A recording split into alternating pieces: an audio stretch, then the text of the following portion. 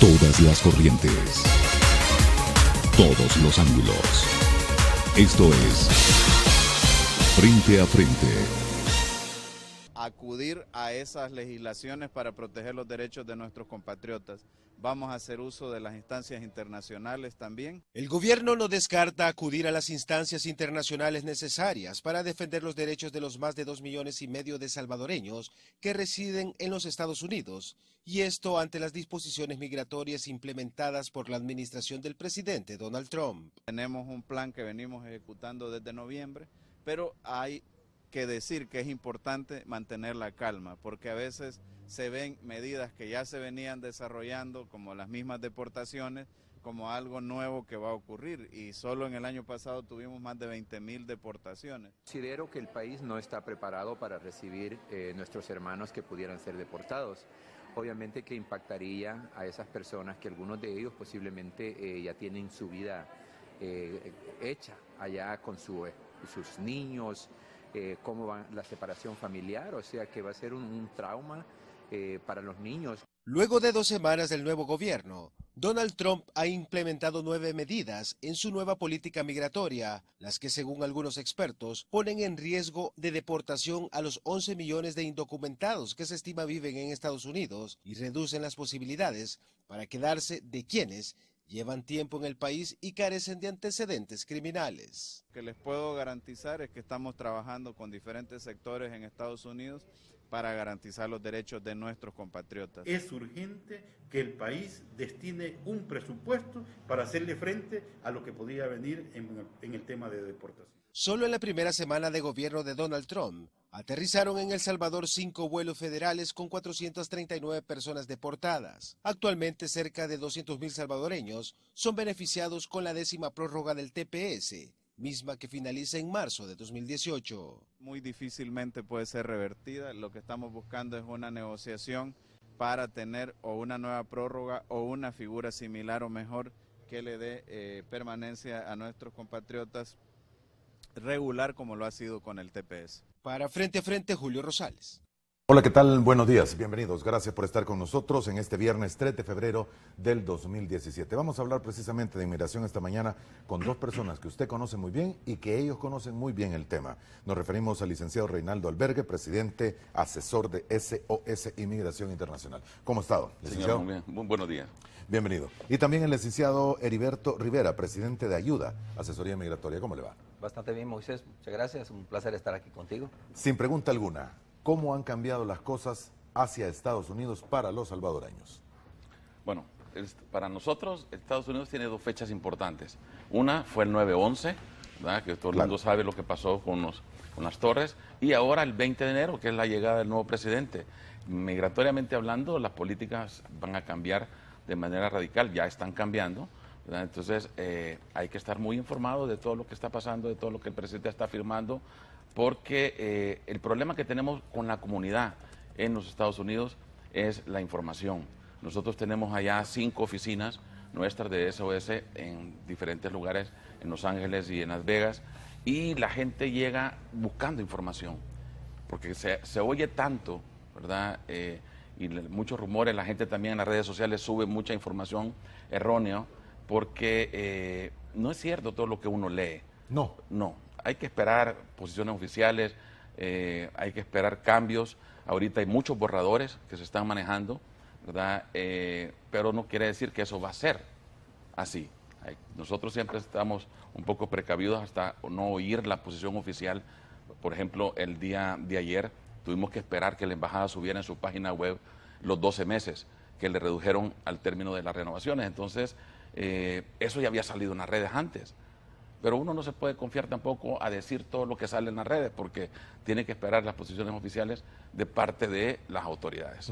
Exactamente. Y solo para no dejar el tema, ya le doy la palabra, licenciado don Heriberto, solo para no dejar el tema y que los amigos televidentes entiendan, la renovación tenía hasta un periodo de 4 meses en el que usted no tenía que, 4 años, Hay 4 años. en el que usted no tenía que presentarse ante el cónsul para renovar. Era así, ¿verdad? Correcto, era cero entrevista. Todas las personas que tenían excelente récord y no habían tenido problemas con la ley o no tenían antecedentes, pues podían ocupar este nuevo beneficio de 0 entrevista y solo llegar a poner huellas. Eso se redujo de 4 años a 12 meses. A 12 meses. Y eso está vigente a partir de ayer. Ayer, efectivamente. Don Heriberto, buenos días, bienvenido. Muchas gracias. Mira, yo lo veo esto de una manera positiva, porque si bien está causando ciertos problemas a las personas, tenemos que acostumbrarnos que el presidente era parte de su política, fue parte de su promesa a Estados Unidos lo que iba a hacer. Entonces, esos cambios venían, teníamos que estar pendientes que iban a venir desde el principio. Pero si ponemos a vernos la historia migratoria desde el año 1986, cuando se aprobó la amnistía del presidente Reagan, no ha habido en sí una reforma migratoria integral en Estados Unidos, más de 30 años. Entonces, tenemos que tomarlo desde esa época en adelante. Sí ha habido ciertos cambios en la ley, ha habido ciertos ajustes que ha beneficiado a personas, y en el 96, que salió lo que se llamó el IRA, esa ley vino a encrudecer lo que era la ley migratoria que estaba antes y perjudicó a muchas personas. Entonces, los presidentes han tratado desde entonces, algunos, de llegar a una reforma migratoria integral, el cual no ha funcionado, no ha salido, porque es un tema muy polarizado en Estados Unidos. El presidente Bush lo intentó y se lo negaron. El presidente Obama tuvo la oportunidad en sus primeros 2 años, que tenía el Senado y el Congreso a su favor, y no lo hizo. Después trató de hacerlo, pero ya no podía porque el Senado y el Congreso no lo tenían a su favor. Entonces, ese problema viene desde 1986, cuando el presidente Reagan permitió que más de 3 millones de personas pudieran ajustar su estatus en Estados Unidos o se quedaran o consiguieran la legalidad. Desde entonces, las personas han seguido entrando a Estados Unidos, y hoy es un problema, yo lo llamo más un problema humanitario que otra cosa. Pero siento que ahora, aunque van a venir muchas leyes o ciertas cosas que van a suceder con el presidente Trump, lo veo de una manera positiva. Creo que sí se va a poder llegar a una reforma migratoria integral que va a poder beneficiar a estos billones de personas que están en Estados Unidos que no han cometido crímenes.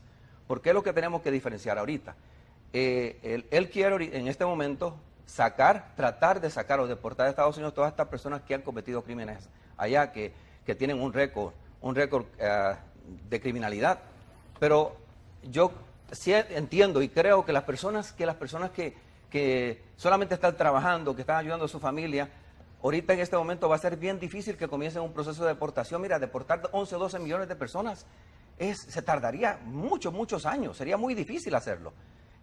Es importante que todos se pongan de acuerdo y lleguen, esa polaridad que existe en Estados Unidos ahorita entre los dos partidos, que lleguen a un acuerdo y lleguen a haber una reforma migratoria integral para beneficio de las personas. Y creo que eso va a suceder durante el periodo del presidente Trump.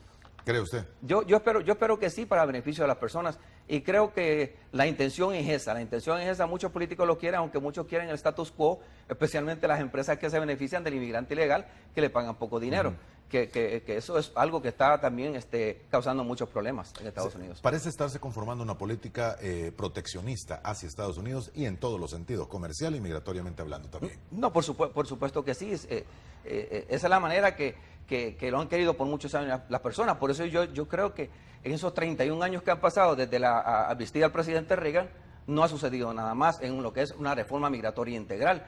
Las personas siguen entrando. Yo digo en mis programas, en otras emisoras competencia, que el sueño americano ya es una pesadilla americana. Porque ya ese sueño americano de los 80, de los 90, a los años 70, ya no se está cumpliendo con muchas personas. Llegan a Estados Unidos y lo que se ven es enredados en una pesadilla constante de los problemas que están teniendo. Pero yo siento y veo, y soy positivo en ese aspecto, trato de ver el vaso medio lleno, no medio vacío, que sí en el futuro puede haber algo positivo que salga de todo esto para beneficio de todos los hermanos inmigrantes que están en Estados Unidos. Yo en mi caso, como exfuncionario de la Embajada Americana, estoy muy en contra de la inmigración indocumentada. Sinceramente, porque causa muchos problemas. Si nos podemos ver y hablamos con las personas que han hecho esa travesía por Guatemala, por México, otros que vienen de Sudamérica, porque no solamente son salvadoreños, son de otros países, personas, se están enfrentando a muchas atrocidades, a muchos problemas. A veces no miramos ese lado también. En la frontera, si buscamos estadísticas de aquí, que una vez estuve con una persona en un programa de la Oficina de Migración, que la estadística era que 7 de cada 10 mujeres que toman la travesía para Estados Unidos son violadas o tienen ciertos problemas. 7 de cada 10. 7 de cada 10 estadísticas que tenía de migración. muchas son secuestradas para uso de la prostitución, porque eso sucede. Yo me acuerdo de un caso que tuvimos en la Embajada Americana en 2005, una niña de 10 años, que por cierto la tía fue la que trató de llevarla a Estados Unidos, ella fue la que la utilizó. En Guatemala la secuestraron, la prostituyeron por 2 meses. Cuando rescatamos a la niña de Guatemala, a los 9 días murió aquí en el Hospital Bloom. Bueno. Entonces, eso está sucediendo, y está sucediendo a una escala más grande de lo que nosotros creemos. Entonces, la inmigración indocumentada está causando también muchos problemas, muchos estragos a muchas familias, no solamente en El Salvador, sino en todas partes del mundo. ¿Palabras que agregar, licenciado? Bueno, sí, tiene razón. Todo lo que está, la gente no se pone a pensar en el riesgo, ¿verdad? En el riesgo que uno sufre a la hora de tomar la decisión de querer viajar. Pero acordémonos que para que pase una reforma migratoria tiene que ser bipartidista, definitivamente. El hecho que él tenga ahorita todas las líneas aprobadas, ¿verdad? Los planetas alineados, como decimos nosotros, el Congreso a su favor, la Cámara de Representantes a su favor, ahora tiene la Corte Suprema, pero en la hora de votar tiene que ser bipartidista, tiene que presentar un plan que ambas cámaras lo puedan ratificar y puedan votar para que pase. Si ambas cámaras no se ponen de acuerdo, como nos pasó un par de años atrás, que el Senado sí aprobó un plan de reforma migratoria, pero la Cámara de Representantes no lo ratificó, ni siquiera lo revisó. Ahora, no hay un plan, no hay un borrador, por lo menos en este momento de consenso. Por el momento no conozco que exista alguno. Tienen que ponerse de acuerdo de ambos partidos, ¿verdad? Para poder presentar un borrador. Yo creo que van a tomar de partida el que ya se había aprobado en el Senado. Creo que eso les va a servir muchísimo. Pero el cabildeo que hay que hacer en los dos partidos es bastante fuerte, especialmente porque mucha gente de su partido a él no lo está apoyando, tiene también contra dentro de su partido. Ahora, ¿manejan ustedes estadísticas de cuántos salvadoreños podrán estar en los Estados Unidos ilegal e ilegalmente? La cifra que dio Migración el año pasado dijo que teníamos fuera de El Salvador 3,5 millones de salvadoreños en todo el mundo. ¿En todo el mundo? Sí, pero se calcula que tal vez la mitad o un poquito más de la mitad viva solo en los Estados Unidos. Por lo menos 1,5 millones, 2 millones. Yo calculo más, yo calculo unos 2,5 millones aproximadamente. Si vemos las personas que se registraron al TPS y si uno pone a ver muchas personas que yo en mi oficina hago estudios de personas que me dicen que se fue indocumentado y viendo tantas personas que se están yendo especialmente. Yo creo que en estos últimos años se ha ido para Estados Unidos indocumentadas más personas que durante la guerra por las situaciones que se ha vivido en el país. Entonces creo que hay más de 2 millones. Ahorita mismo calculado que es el tercer grupo de latinos más grande. Después de México, nosotros los puertorriqueños, aunque somos ciudadanos americanos, y después los salvadoreños en Estados Unidos. Entonces sí es un grupo bastante grande el que se encuentra en Estados Unidos, de legales e ilegales. Y ahora, ¿y de esto habrá una proporción que se puede calcular de decir de 2 millones o de 2,5 millones, cuántos serán ilegales? Yo calculo entre 800,000 y 1 millón de salvadoreños. Yo calcularía así. En Estados Unidos. Creo que sí. Mirando las cifras, las personas que se van y los cálculos que han hecho en Estados Unidos, calculo que sí, está cerca del millón. Acordémonos que en Estados Unidos no solo se van ilegalmente pasando por México, también mucha gente va legalmente con visa y ya no sale. Y ya no salen, ajá. ¿Y ese es número grande?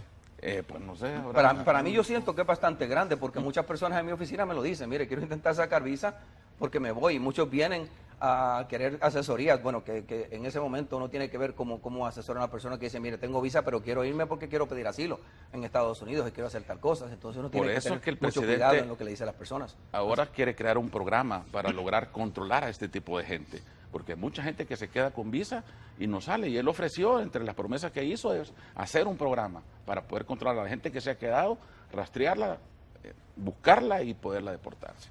Si vemos, hay aproximadamente más de 5 millones en Estados Unidos que se han quedado con visa. De los 11 o 12 millones indocumentados, que para mí la cifra es mucho más grande que 11 o 12 millones, pienso yo. 5 más millones se han quedado con visa, no solamente de turistas, pero de estudiantes. Muchos van a estudiar con la visa F1 y se quedan después que terminan su carrera, las visas J1. Muchas visas de no inmigrantes que otorgan, las personas se quedan en Estados Unidos. Así es. Entonces, es un grave problema también. Ahora, la cantidad de deportados, ¿tienen ustedes cifras de cuántas personas estarían siendo regresadas? Bueno, mensualmente o por semana. Solo en la lista que yo pude darme cuenta que tenían de las personas con delitos, ¿verdad? Que son delitos. Sí, son las primeras que están en la primera línea. Las personas con delitos eran más de 175,000 salvadoreños con delitos. ¿verdad? Que se encuentran en Estados Unidos, que se en cualquier encuentran momento en pueden Estados ser Unidos. deportados. Sí, lo que pasa es que hay diferentes tipos de delitos. Recuerda Claro. que solo por estar dentro de Estados Unidos ya es un delito. Hay delitos menores y delitos mayores. Entonces no sabemos qué ellos van a tomar como punto de partida para poderlo decir a usted, bueno, usted es una persona que ha cometido un delito y necesita ser expulsada. Acordémonos que ahorita en las ciudades santuarios, que hay más de 200 ciudades santuarios, cuando un policía detiene a una persona que ha cometido un delito, porque gracias a Dios allá en Estados Unidos no hay retenes como aquí, allá lo detienen a usted por la falta que usted ha cometido. En las ciudades santuarios no lo entregan a migración, le ponen su ticket, ¿verdad? Por la falta que usted cometió. Pero en otras ciudades, con este nuevo programa que están reviviendo, que se llama Comunidades Seguras, la finalidad es esa, de que la policía haga el papel de entregarle a migración a las personas que logre detener. Eso es lo preocupante ahora. Ahora, delito en Estados Unidos es andar manejar sin documentos, por ejemplo. ¿O Sí, puede. Manejar ebrio. Sí, manejar sí. ebrio, sin licencia o sea, que- no necesariamente haber Violencia doméstica. asesinado, violencia doméstica, exacto. Asalto a mano armada, droga, venta, posesión, consumo, depende de las cantidades. O sea, hay muchos delitos en Estados Unidos. Entonces, hay que ver si por un delito menor también Van a ser deportados. Ahora, Si miramos la ley que salió en el 96, el que se llamó, te voy a decir exactamente cómo es esta ley, que fue el IIRIRA, que se traduce en Ley de Reforma de la Inmigración Ilegal. Esa ley fue bastante fuerte para los indocumentados que estaban y cambió muchas cosas. Y en esa ley, los delitos ya que para deportar se reducía, que podía ser manejar ebrio, la violencia doméstica, así por el estilo, que antes no estaba sucediendo. Y hoy lo que quieren es, esta ley todavía está en vigencia. Y la idea es que se cumpla la ley migratoria que está establecida, el cual, como hablaba Reinaldo, las ciudades santuarios no lo están haciendo. Y para mí es necesario aplicar la ley. Yo siento que es necesario aplicar la ley. Y estos días estaba escuchando un latino pro Trump, que vive en Los Ángeles, hablando de exactamente lo mismo. Cómo las comunidades latinas están siendo afectadas por los mismos latinos criminales, porque dice, a ellos son los que roban, a ellos son los que matan, a ellos son donde comen la mayor parte de los delitos. Entonces tenemos que nosotros arreglar este problema para que podamos vivir más en paz. Y eso es lo que están tratando de hacer. Según el listado, son más de 2 millones de personas indocumentadas, incluyendo los salvadoreños, que han cometido delitos en Estados Unidos que quieren deportar. Son más de 2 millones, según fue lo que escuché en estos días. Entonces, mira, deportar 2 millones de personas va a requerir bastante esfuerzo de parte de las autoridades estadounidenses, la mano de obra, las personas que tienen que utilizar, los agentes de migración, va a tener que ser extenso. Y eso de aplicar la ley ahorita a la ciudad de santuario, para mí es necesario, porque tengo un ejemplo que sucedió el año pasado, no sé si has escuchado el de Kate Stanley en San Francisco, una joven que estaba caminando en un muelle con su padre, una joven de 32 años. Este señor mexicano que había sido deportado 5 veces, tenía 7 felonies, 7 crímenes graves en Estados Unidos, lo detiene en San Francisco, las autoridades, migración había puesto una orden de detención para él, pero por ser una ciudad santuario, lo dejaron ir, no se lo detuvieron a migración. A los días, en el muelle viene y mata a esta joven de 32 años. Para mí es una atrocidad no tener estas personas que están cometiendo estos delitos en Estados Unidos. Y es difícil para los estadounidenses vivir con eso. Por eso es que está tan polarizado este tema de la migración en Estados Unidos. ahora, solo por tener la cifra y que no se me olvide, mencionaba usted que de acuerdo a los papeles que había visto, ¿eran cuántos salvadoreños que podían 175,000 personas con delitos. que tienen algún delito y que Sí. podrían estar en esa lista para ser los primeros en deportación? Correcto. Hay 3 grupos los que están ahorita en línea. Personas con delitos, el número 1. El número 2 son los niños que están en la custodia del Departamento de Salud. Que llegaron sin un adulto, Correcto. que llegaron solos a Estados Sí, Unidos. también, que van a tener que ser regresados a su país de origen. Y las personas que liberaron después de un juicio de fianza, ¿verdad? Que fueron ante el juez y ya no se presentaron a corte. Y cuando usted no se presenta a corte, el juez le da una deportación en ausencia y ya tienen una orden de deportación y andan por ahí.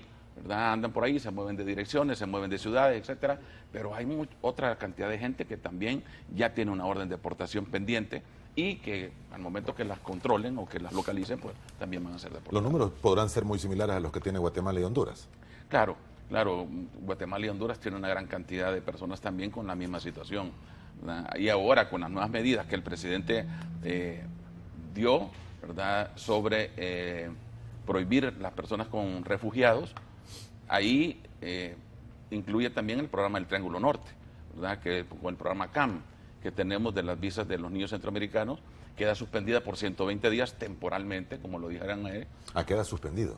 Sí, ahorita sí está suspendido porque entró dentro del plan de las personas bajo refugio. Entonces no es permanente, es temporal, por 120 días. Ahorita vamos a ver un montón de cambios porque incluso el día de ayer ya flexibilizó un poco la entrada de los residentes permanentes de los 7 países a los cuales había cerrado las puertas. Así es. Entonces, que por cierto hubo protestas por todo Estados Unidos. Entonces, al ver la reacción de la gente, también él va a tener que comenzar a flexibilizar. Aquí vamos a ver mucho, Moisés, cómo trabajan los asesores detrás de él, porque muchas veces los asesores son los que o le dicen para que endurezca o le dicen que flexibilice. Entonces, ahorita, el día de ayer me enteré que un vocero de la Casa Blanca estuvo reunido también con gente de la Cancillería en la frontera sur de México. O sea, ya están, me imagino yo, planeando. Nosotros ya vamos a tener doble muro, uno es México y la otra entrada de Estados Unidos. Entonces, yo creo que va a ser más barato cerrar el muro aquí abajo y cerrar la puerta abajo que hacerla arriba. La de arriba es muy grande, son más de 3.200 millas para poder ir aquí abajo, pues un poco más pequeño, pero sí, la situación se va a poner un poquito más difícil de ahora en adelante. Mira, Moisés, yo siento que tenemos que estar conscientes que la inmigración indocumentada nunca va a terminar. Claro. Las personas van a seguir entrando a Estados Unidos, van a seguir queriendo ir a ese país por lo que ofrece, porque tienen sus familiares en Estados Unidos, por las situaciones que viven en los otros países. Sí, para mí es necesario en Estados Unidos controlar, porque no solamente son indocumentados, son drogas, son personas que quieren ir a cometer delitos en Estados Unidos, los del Medio Oriente, que ya han atrapado bastantes en Estados Unidos, de la red Al-Qaeda o de la red ISIS, que quieren ingresar también. Entonces es importante controlarlo, pero siento que tú pones un muro ahí que sea de 50 metros, va a ser difícil. Están los túneles. Hoy muchas personas, una persona que conozco me dijo que su hermano había entrado a Estados Unidos por una lancha rápida. Desde México cruzan el Golfo de México y entran por los estados sur de Luisiana u otro estado de Estados Unidos, o por la parte, el lado oeste de Estados Unidos, de México, el sur de México, perdón, de Baja California, hacia los estados de no solamente de California, sino también puede ser Oregon. Con lanchas rápidas está entrando mucha gente de esa manera indocumentada, y por aire también, en pistas clandestinas. Entonces, eso existe, mucha gente, eso existe y hay que aceptarlo. Entonces, la migración indocumentada nunca va a terminar. Si quieren controlarla de una manera, ahorita con el muro que están haciendo, pero van a tener que buscar otras medidas para poder controlar esas otras partes. De acuerdo a los datos que estaban en la nota introductoria, decía: solo en la primera semana de gobierno del presidente Donald Trump, en El Salvador aterrizaron 5 vuelos federales con 439 personas deportadas. No sé si el número es el promedio. Esos vuelos, puedes decir que son mientras el presidente, pero esos vuelos ya estaban coordinados, porque esas ya estaban antes listos. Vienen hace tiempo. Yo cuando estaba en la Embajada Americana trabajé mucho con los indocumentados, teníamos las oficinas en el aeropuerto que recibíamos los indocumentados que venían, y usualmente esos vuelos ya estaban programados de antes de entrar al poder. Si vemos, dicen, perdón, que el presidente Obama es uno de los presidentes que más ha deportado personas, pero mayormente ese número se le añaden también todos los que deportan en la frontera. O sea, que no solamente que los que sacó el del país. Entonces, por eso fue el que le quisieron poner querían decir que era el presidente de la deportación, él. Pero, incluyen a los de la frontera. Pero sí, él dio muchas órdenes de deportación para las personas que estaban indocumentadas en Estados Unidos. Entonces, ese número ahorita sí puede ser que aumente por las órdenes que va a estar emitiendo el presidente Trump, porque quieren ahorita, hay mucho, lo que llaman gridlock, hay muchos problemas en las cortes de migración. Y lo que está sucediendo también cuando las personas están ingresando a Estados Unidos, que estaba el programa de atrapar y dejar ir, Catch and Release Program, que tuvo el presidente Obama, y él ha dicho ahorita que eso terminó. Ahorita las personas no los van a detener y los van a dejar ir, ahorita los van a detener y los van a poner en centros de detención.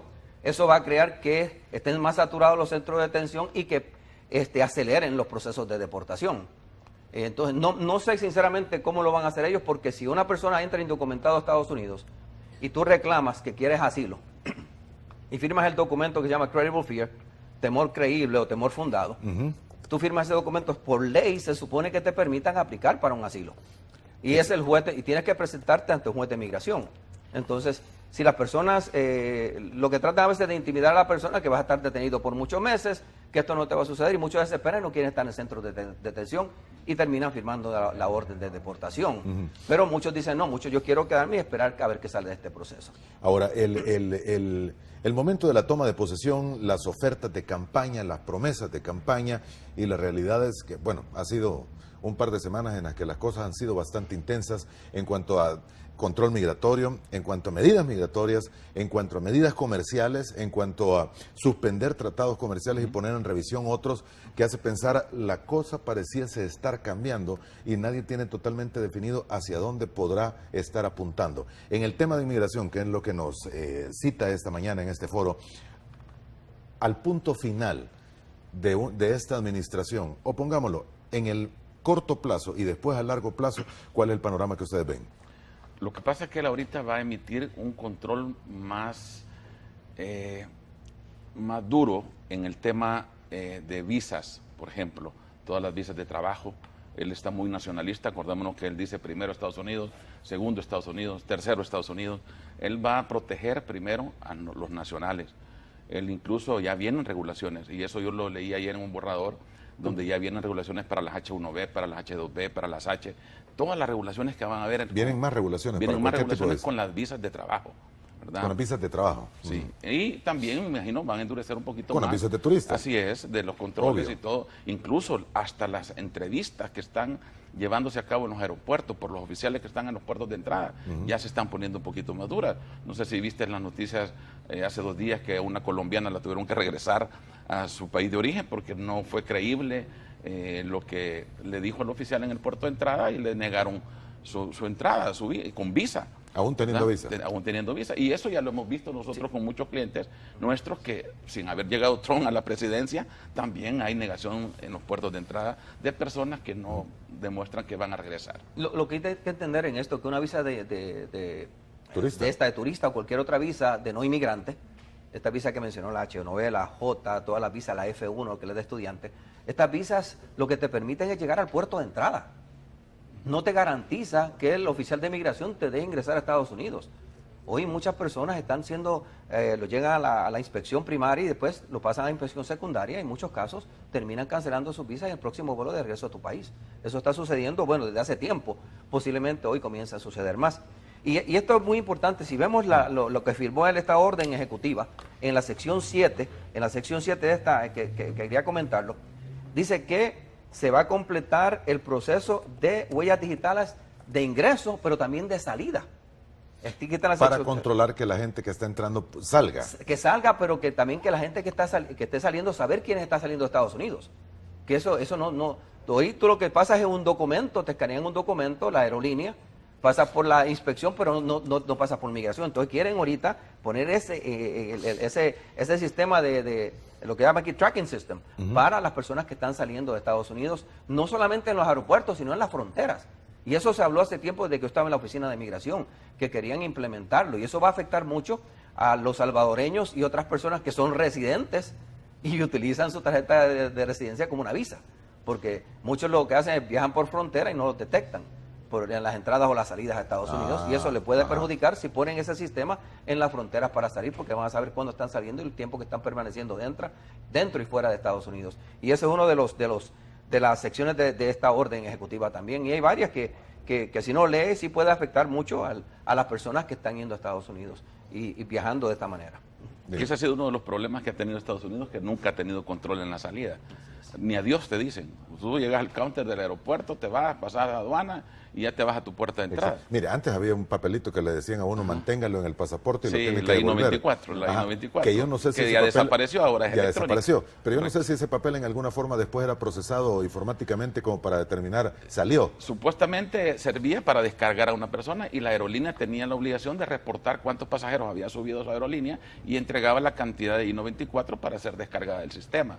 Pero ahora, como lo van a hacer electrónico y todo está cambiando a la parte electrónica, pues ya con esta nueva modalidad de poner tu huella, pues ya no va a haber No hay tales. No hay tales. No hay tales. ¿Verdad? Y ahora los residentes que viven en El Salvador tienen que tener mucho cuidado porque ahora por no vivir en Estados Unidos y se tardan mucho tiempo en entrar, van a ser duramente cuestionados en los puertos de entrada y pueden perder sus residencias permanentes. Perdón, repítame eso, ¿cómo es el asunto?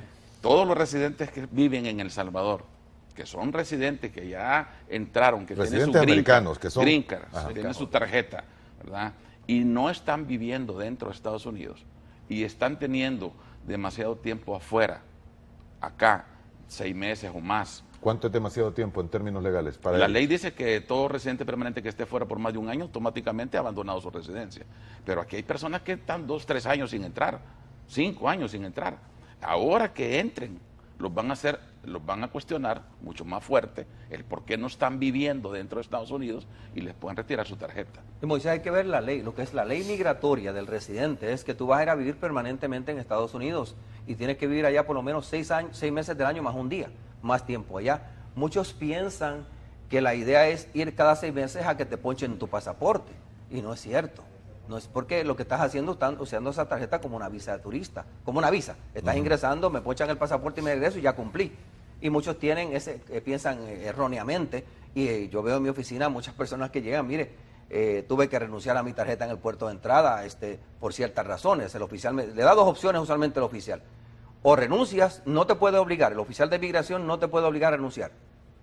Te puede decir, renuncia o te somete a un proceso migratorio con un juez. Y ese proceso puede tardar meses y muchas personas, por no quedarse mucho tiempo, firman el formulario I-407 y se regresan a El Salvador. Le pueden sacar una visa de turista porque ahí está casi garantizada la visa de turista para esta persona. Pero sí, los residentes que están viviendo aquí tienen que pensarlo bien y en mi oficina estoy recomendando mucho sacar el permiso de viaje. Hay un permiso de viaje que te puede dar 2 años, que te exime estar en Estados Unidos para poder completar lo que estás haciendo en El Salvador. Pero sí, las personas que son residentes hoy van a tener, están teniendo ya muchos problemas porque están aplicando la ley de hace más de 2 años. Porque cada vez que yo ingreso a Estados Unidos, casi todos los meses estoy viendo los de que entran como residentes, casi todos me los están pasando a inspección secundaria. Y están cuestionando. Casi todos los están pasando. Muchos de ellos lo están pasando, no diría casi todos, pero muchos de ellos. Inspección secundaria es el famoso cuartito después. El famoso cuartito, así que uno ya no sabe qué va a suceder. Así es. Entonces las personas que algo son residentes, raro hay, hay que enfatizarle eso, los que son residentes y están utilizando esa tarjeta de residente como una visa, que es importante que tomen las medidas necesarias, sacar el permiso o quedarse viviendo más tiempo en Estados Unidos que aquí en El Salvador. Que aquí. Sí, sí, claro. Y otra cosa que viene también, como en los cambios, van a ser con los famosos perdones, ¿verdad? Porque ahora el fiscal general, que es el que firma los perdones, es una persona que ha puesto el presidente y que es muy dura en el tema migratorio, ¿verdad? Entonces ya las personas que han tenido delitos o hayan regresado a El Salvador porque fueron deportados y los pidió la mamá, el papá y ahora quieren regresar y tienen derecho a un perdón, pues van a ser bien revisados, ¿verdad? El récord de esas personas para ver si amerita. Él no quiere personas dentro de Estados Unidos que ya tengan delitos anteriores. De hecho, la renuncia o despido, porque es un término que no está muy claro de quién era la fiscal anterior contra el nuevo, es precisamente porque el anterior se puso en contra de alguna de las medidas del presidente. Claro, porque cuando vio las medidas que tomó el presidente dijo que no eran defendibles y sabía que podía perder en corte. Entonces le dijo a su personal que ella no iba a defender eso, porque no había argumento. Acuérdese que ahorita viene la segunda etapa de todo esto, que son las demandas. Así como al presidente Obama le detuvieron los programas del DACA, del DAPA y todo eso porque lo demandaron y fueron ante una corte y un juez de una corte dijo que eso era inconstitucional, lo mismo le puede pasar a Donald Trump. Y eso es lo que todo el mundo está esperando, la segunda etapa. Ya vimos la primera, que es cuando él está empujando muy fuerte. De las 28 promesas que hizo, ya cumplió 13. O sea, le faltan 16 por cumplir todavía. Pero también faltan las demandas. Ya comenzaron algunas ciudades incluso a poner las demandas contra él. Muy bien, solo quisiera, antes de que vayamos a la primera pausa, no me había fijado el tiempo, antes de que vayamos a la primera pausa, lo que usted mencionaba, don Heriberto, es para aquellos residentes, les está recomendando usted, saquen un permiso de viaje. Se llama un permiso de viaje, así es, Reentry Permit, permiso de reentrada.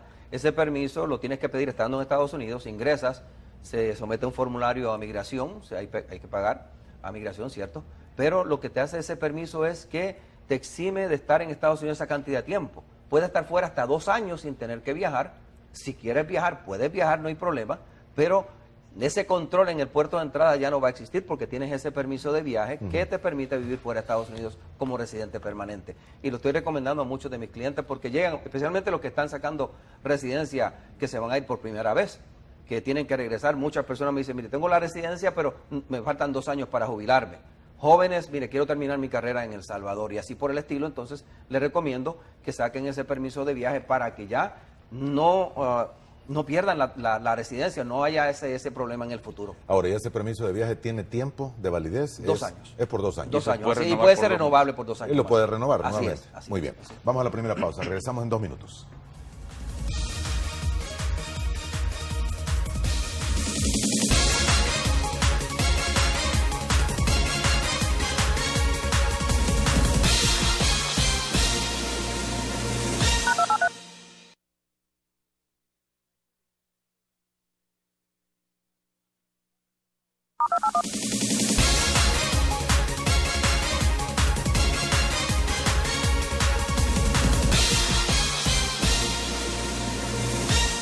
Gracias por continuar con nosotros y hablamos esta mañana de política migratoria con el nuevo gobierno en los Estados Unidos y lo que está sucediendo. Nos acompañan el licenciado Reinaldo Albergue, presidente asesor de SOS Inmigración Internacional, y también el licenciado Heriberto Rivera, presidente de Ayuda, Asesoría Migratoria. Un tema que no puede quedar en el aire es el TPS. Como hablábamos fuera de cámara durante la pausa comercial, pareciese que el señor Trump ha empezado a revisar todo. El TPS creo que no viene únicamente del anterior Obama, sino que viene un poco más atrás. Pero igual puede ser una medida que diga necesita revisión y veamos qué se va a hacer. ¿Hacia dónde apuntan? Claro, acuérdese que el TPS por ley no termina en una legalización. Es un programa temporal. Temporal. Entonces, y es una orden ejecutiva, no necesita el Congreso para poderlo aprobar o poderlo prorrogar. Ahorita lo dijo él antes de que fuera presidente, cuando todavía era candidato. Yo voy a prorrogar aquellos programas de los países que tengan una excelente relación conmigo. Entonces va a depender mucho de nuestro gobierno, de la excelente relación que continúe manejando con los Estados Unidos. Es un término bastante subjetivo más que objetivo, de como lo quiera ver el presidente Trump. Correcto. Entonces eso es lo difícil. Ahora que él va a revisar uno de todo lo que el presidente Obama otorgó, y lógicamente va a ir prorrogando, va a ir cediendo con algunos programas, con otros puede ser que los quite.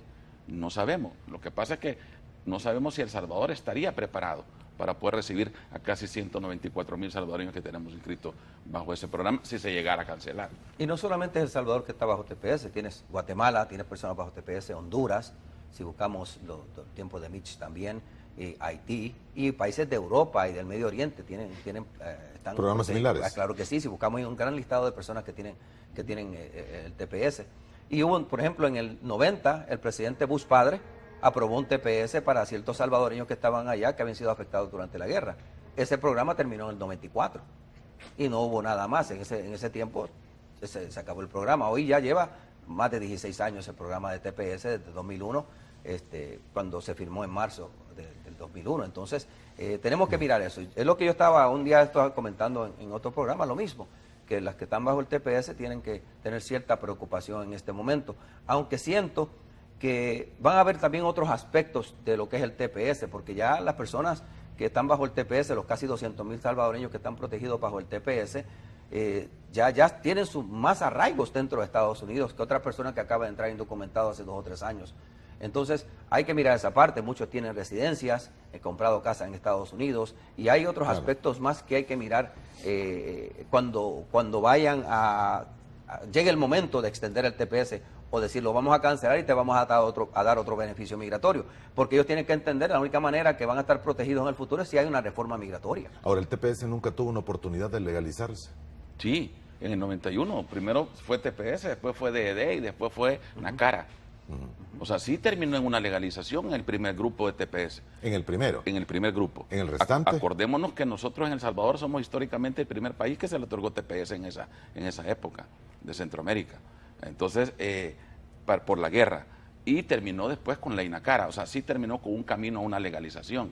Lo que tenemos que buscar es que con este TPS que ya tenemos ahorita, que comenzó en el 2001, correcto, termine en algo similar, en un camino que lleve a una legalización. Pero eso es diplomáticamente hablando correcto, y funciones de gobierno, por supuesto. Sí, pero ya tenemos un camino hecho anterior. que podemos continuar o podemos comenzar a ver cómo logramos hacer algo similar. Ahora, vámonos con el salvadoreño común, aquel que dice, bueno, quiero llevar a mi mamá a los Estados Unidos, a que conozca Estados Unidos, le voy a ir a tratar de sacar visa. ¿Las medidas cree usted que se van a endurecer? Lo que pasa es que la embajada va evolucionando, va cambiando, los formularios también. Ahora tenemos un sistema diferente para llenar el formulario, le están agregando más requisitos. Yo sé que vienen ahorita también ya a poner las redes sociales en los formularios, ya lo están haciendo cuando usted llena el ESTA para los europeos que están entrando a Estados Unidos. O sea, la tecnología está permitiendo que más cosas nuevas estén apareciendo. Entonces, lógicamente que los oficiales ahora van a ser más selectivos con la gente que verdaderamente va con el propósito de hacer turismo y regresar al país. Pero hay que cambiar ciertas actitudes también de las personas cuando van a pedir entrevista. Y es lo que yo promuevo, trato de promover siempre a la persona. La buena preparación, no solamente que alguien te llene un formulario y voy a la embajada.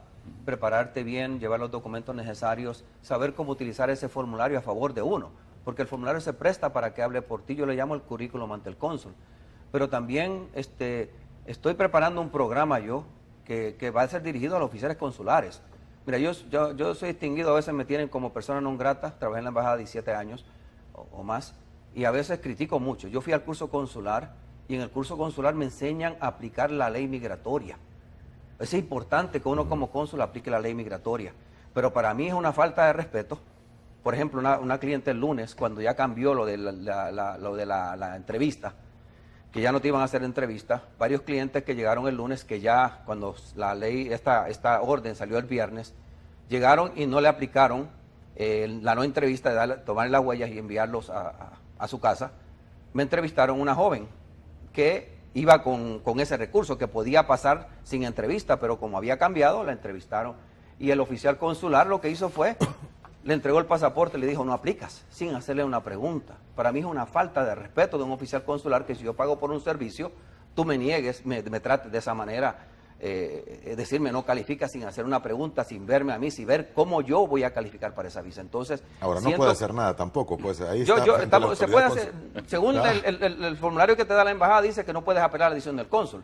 En muchos casos uno puede ver que otro cónsul buscar la otra manera, escribir una carta consular al cónsul general y decirle, mira, quiero que vea mi caso otro cónsul para ver cómo sale esto.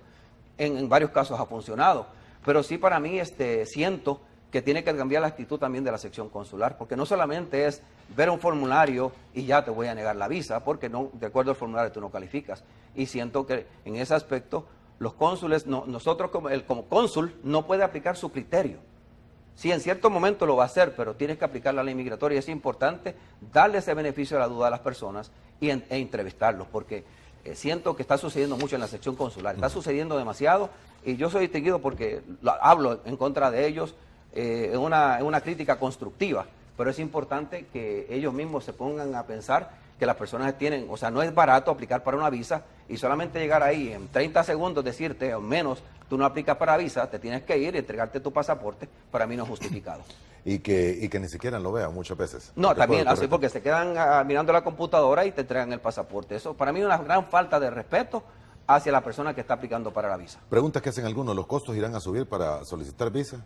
Por el momento no hemos tenido ninguna posición, hay mucho rumor sobre eso. ¿Cuesta ahorita? 160. Ajá. Yo creo que va para arriba los costos del consulado porque Migración acaba de aumentar sus costos en diciembre 23. Sí. Migración aumentó casi todos los procesos migratorios, unos pocos, otros más dinero. Por ejemplo, el perdón migratorio costaba 585 y cuesta 930. Entonces, cuando eso sucede, cuando sucedió en 2010, que fue el último aumento que hizo Migración, después le siguió el consulado también con un aumento. Entonces creo que los procesos del Departamento de Estado en el futuro van a aumentar. ¿Eso cree usted también?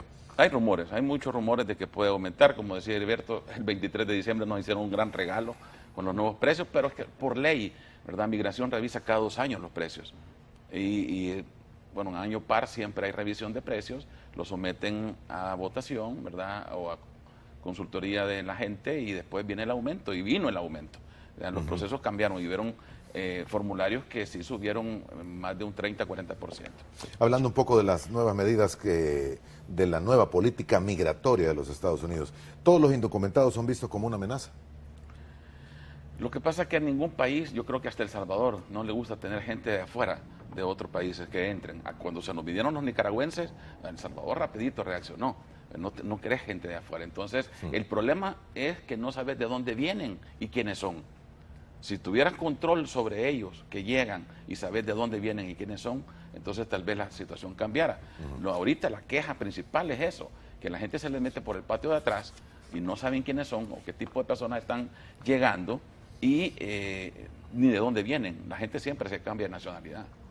Yo siento que la mayoría de las personas, el inmigrante indocumentado, y si tú te pones a hablar con personas en Estados Unidos, muchos no lo ven como amenaza. Pero sí hay ciertas amenazas en la migración indocumentada, no solamente por el indocumentado y por el crimen que se está cometiendo en muchos casos, como mencioné antes, sino los terroristas que están tratando de ingresar a Estados Unidos a hacer sus cosas, la droga, que Estados Unidos es el país que más droga consume y por tal razón la droga está pasando tanto en Estados Unidos y así por el estilo, pues muchas jóvenes que llevan para la prostitución y todo lo que está sucediendo en la frontera es una amenaza para muchas personas, así lo ven. Y mayormente se ven afectadas las ciudades que están en la frontera de Estados Unidos, aunque hoy todo eso está surgiendo para los estados del centro y está pasando en esos lugares también. Entonces, la mayoría no lo vería como una amenaza, pero sí, en sí existe una gran amenaza. Muy bien, tengo que ir a la última pausa, pero antes, y es porque mucha gente está repreguntando el caso de los residentes, y como usted lo mencionaba, hay muchos salvadoreños que tienen residencia en Estados Unidos, entonces salen de Estados Unidos, se vienen aquí a El Salvador, pasan bastante tiempo y hoy con estos nuevos cambios de política puede ser que tengan algún problema cuando entren, o me dijeron incluso que están siendo más cuestionados y mandándolos a la, ¿cómo que se llama? A la inspección secundaria. A la inspección, al cuartito. Al cuartito, a la inspección secundaria. Cuartito, así es. Primero, ¿por qué? Solo para repetirlo y aclarárselo a los amigos que tal vez no lo oyeron temprano. Porque hoy, cuando tú sales de Estados Unidos, que eso no existía antes, que la aerolínea no tenía que estar notificándole tanto a migración, escanean tu documento y siempre lo han escaneado, pero hoy tienen que esos registros ser más fidedignos, podemos decirlo de esa manera, y ya migración usualmente cuando tú sales de Estados Unidos te queda tu registro si eres residente que saliste.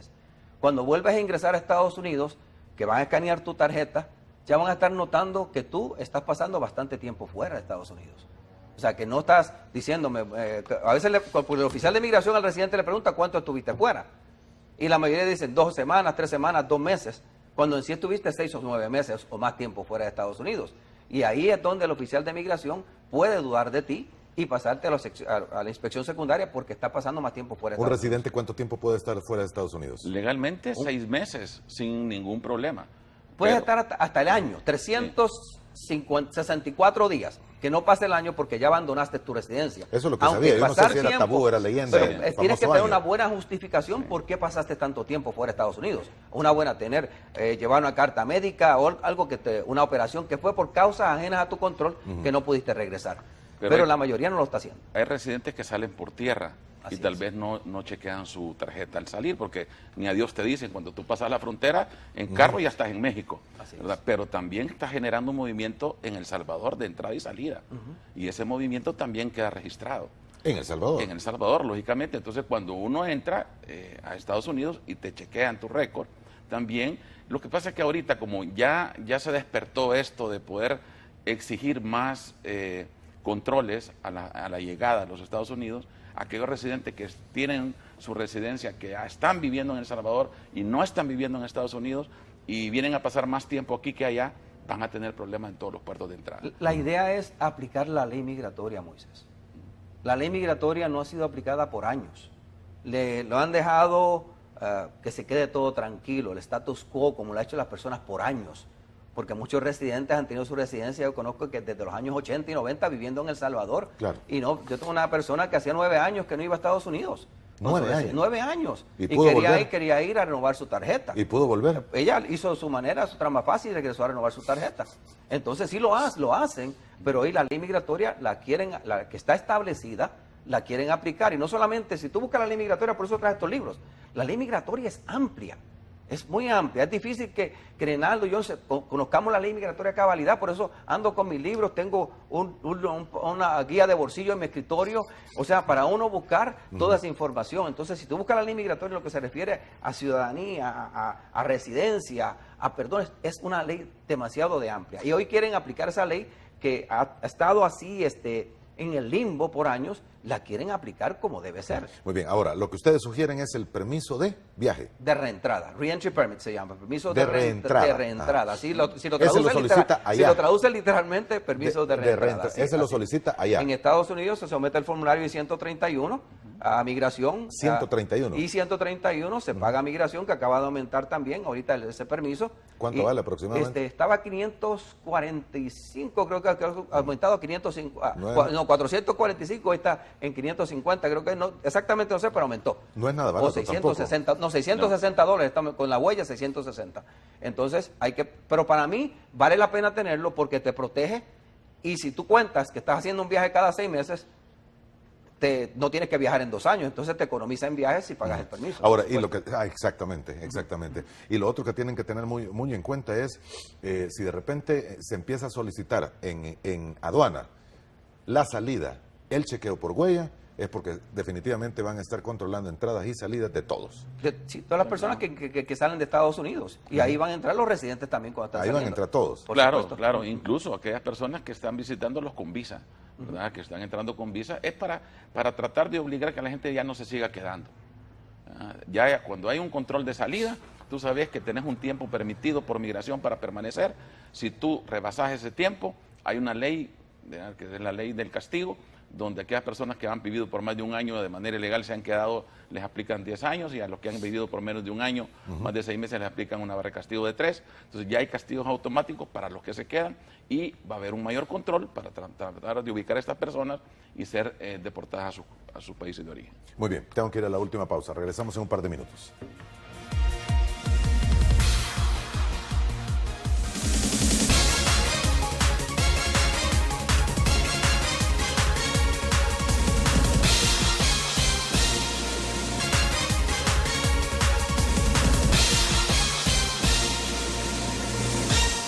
Gracias por continuar con nosotros. Parte final de nuestro programa esta mañana de viernes con el licenciado Reinaldo Albergue, presidente asesor de SOS Inmigración Internacional, y el licenciado Heriberto Rivera, presidente de Ayuda Asesoría Migratoria. Tenemos poco tiempo ya.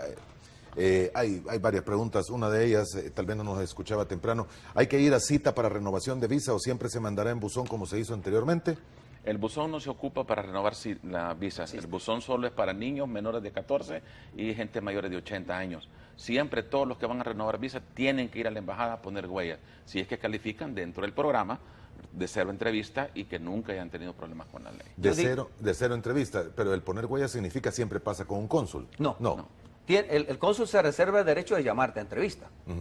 Porque si algo sucede con las huellas después que te las toman y te regresas, posiblemente he tenido clientes que los han llamado a entrevista, por supuesto, porque se reserva ese derecho.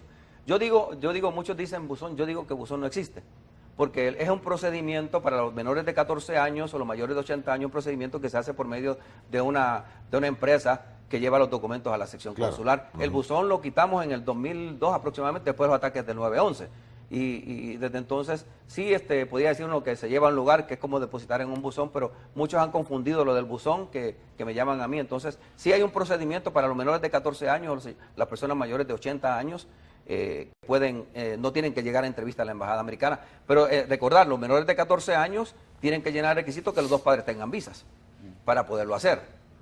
Que los dos padres tengan visa. Su visa para poder hacer ese procedimiento yo le un proceso reducido, que ya no tienen que presentarse a la sección consular. Una manera de limitar el ingreso a Estados Unidos es naturalmente aumentar el valor de los trámites, y esto lo puede aumentar en cualquier momento la administración Trump, o hay procedimientos legales dentro de Estados Unidos que lo limitan.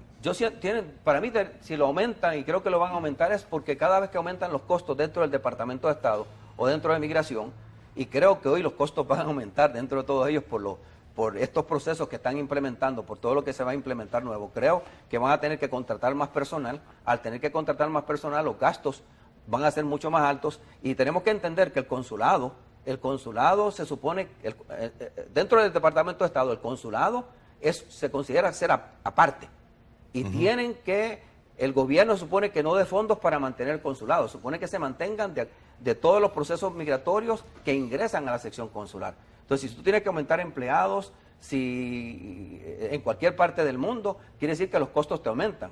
Y al aumentar los costos dentro del Departamento de Estado, posiblemente todas las tarifas sean aumentadas también. Muy bien. No solamente de visa, puede ser de las visas de inmigrante, porque la visa de turista, visa de inmigrante, las visas de prometido, que son otros costos que se pagan diferente a una visa de turista.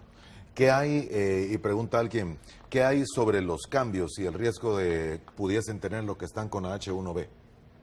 Bueno, ahorita en el borrador se va a ver más regulación, especialmente en los contratantes. Le están pidiendo que al patrono primero le dé prioridad a los nacionales y posteriormente le van a dar la autorización para poder llevar a gente extranjera. H1B es visa de trabajo. Visa de trabajo para profesionales, con títulos que dan universitarios. 65.000 al año. Y lo que yo he notado en la visa H1B, y es que, como dice Reinaldo, muchos empleadores en Estados Unidos hacen trampa, porque se supone que antes que Migración te apruebe la H1B, tú tienes que tener una certificación laboral de parte del Ministerio de Trabajo de Estados Unidos. Y para tener esa certificación laboral, se supone que hayas anunciado este empleo a estadounidenses o residentes. Pero ¿qué hacen muchos? Ponen un anuncio microscópico en los diarios para ver si atraen personas, al cual nadie llega porque quieren contratar a cierta persona en particular. Entonces creo que eso va a terminar, esa certificación laboral, creo que hoy va a ser más estricto el procedimiento antes de llegar a migración. ¿Qué pasará con los niños nacidos en Estados Unidos pero que de alguna forma viven en El Salvador? Ahí no hay problema. No hay No hay problema. problema. Un ciudadano americano puede... Él es vivir en ciudadano y punto. Así Sí, es. porque la Constitución así lo dice y para que reformar la Constitución va a ser muy difícil. El proceso no es tan fácil como No, lo demás. no. Pero sí va a ser estricto, se va a poner bien estricto la entrada de las personas, que ya está sucediendo, las mujeres que entran embarazadas a Estados Unidos, hoy la están mirando con lupa también, por el problema que está viendo uno en California hace un año y pico, 2 años atrás, que un montón de chinas se encontraron en un lugar que las traían a Estados Unidos a tener sus bebés, Para que que los cobraban bebés entre tuvieran- $40 y $80,000, que terminaron, hubo una redada y había bastantes mujeres, más de 100 mujeres en ese lugar, y eso ha sido un efecto dominó para todas las mujeres que están ingresando a Estados Unidos embarazadas, que tienes que demostrar que vas a regresar, y muchas están ingresadas para tener sus hijos en Estados Unidos. Muy bien, tengo que terminar. Recomendación final, don Heriberto. Mira, yo recomiendo a las personas que traten de inmigrar legalmente a Estados Unidos. La inmigración ilegal causa muchos problemas y hoy más que nunca va a haber problemas en los puertos de entrada cuando tratan de ingresar a Estados Unidos.